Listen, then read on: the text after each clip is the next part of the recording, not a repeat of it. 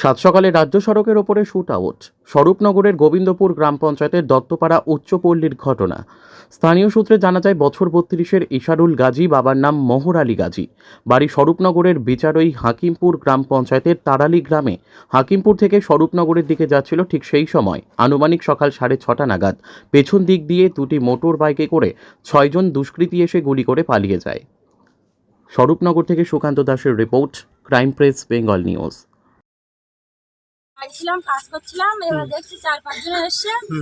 এবার ওখানে আমি দাঁড়িয়ে আছি। ওরা গালাগালি বলচাল করছে। এরা ও লোকের মারধরও করেছে, 2-3টি ঘুষিও মেরেছে। আচ্ছা। এরা মারার পরে এরা বলছে কি জিনিস দিয়ে এরকম করছে। আচ্ছা। আমি বলছি কি জিনিসটা কি জানি, আমি চুপ করেই শুনছি।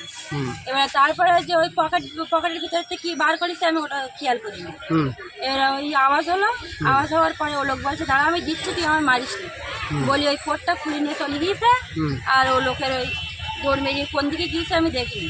তারপরে একটা লোক বলছে কি যে তোমাদের ঘরে গিয়েছে। আমি বলছি আমাদের ঘরে কই, তো এদিকে মনে হয় বাগানের দিকে গিয়েছে। তো বলছে না, তোমাদের ঘরে গিয়েছে। কজন আসছিল ওরা? 5-6 জন আছে। কটা বাইকে? দুটো বাইকে। ওরা গুলি করে কোন দিকে পালিয়ে গেল?